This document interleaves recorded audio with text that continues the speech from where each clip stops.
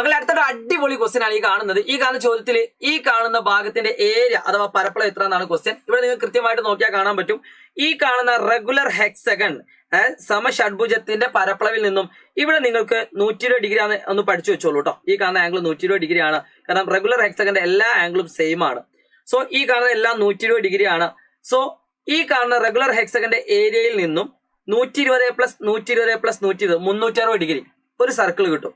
അപ്പൊ ഇത് മൂന്നും ഈ 3 ഷേപ്പും ജോയിൻ ചെയ്യിപ്പിച്ച ഒരു സർക്കിൾ കിട്ടും. ഇത് 3ഉം ജോയിൻ ചെയ്യിപ്പിച്ച രണ്ടാമത്തെ സർക്കിൾ കിട്ടും. അപ്പൊ നമ്മൾ എന്ത് ചെയ്താൽ മതി? ഈ കാണുന്ന റെഗുലർ ഹെക്സഗന്റെ ഏരിയയിൽ നിന്നും, മക്കളെ അറിയാത്ത ആളുകൾ എഴുതി വെച്ചോളൂ, റെഗുലർ ഹെക്സഗൺ എന്ന് പറഞ്ഞാൽ ഇതിന്റെ ഏരിയ അഥവാ പരപ്പളവ് എന്ന് പറഞ്ഞാൽ എന്താണ് അറിയോ? 6 × √3 a²/4 ആണ്. a²/4. അതിൽ നിന്നും ഇവിടെ 2 സർക്കിളുകൾ നമുക്ക് കിട്ടിയോ? ഇപ്പൊ ഒന്നായി, ഇപ്പൊ ഒന്ന് കൂട്ടിയിട്ട് രണ്ട് സർക്കിളിന്റെ പരപ്പളവ് നമുക്ക് കുറച്ചാൽ മതി. 2πr². ഇതാണ് ഇതിന്റെ ഐഡിയ. 5 മാർക്കിന്റെ ക്വസ്റ്റ്യൻ ആണ്. ചെറിയ ക്വസ്റ്റ്യൻ അല്ല, വളരെ ഇമ്പോർട്ടന്റ് ആണ്.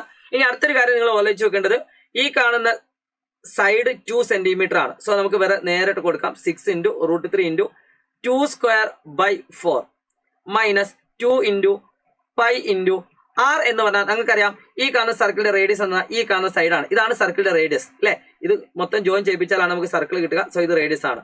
സോ ഇത് മൊത്തം 2 ആണെങ്കിൽ ഇതിന്റെ റേഡിയസ് 1 ആയിരിക്കും. സോ 2 × π × 1². വളരെ ഇമ്പോർട്ടന്റ്. ഇത് ചില ആളുകൾക്ക് മനസ്സിലാക്കാൻ കുറച്ചൊരു ബുദ്ധിമുട്ടുണ്ടാവും. എന്നാൽ നിങ്ങൾ കഷ്ടപ്പെട്ട് പഠിക്കുക. 5 മാർക്കിന് ഇമ്പോർട്ടന്റ് ക്വസ്റ്റ്യൻ ആണ്.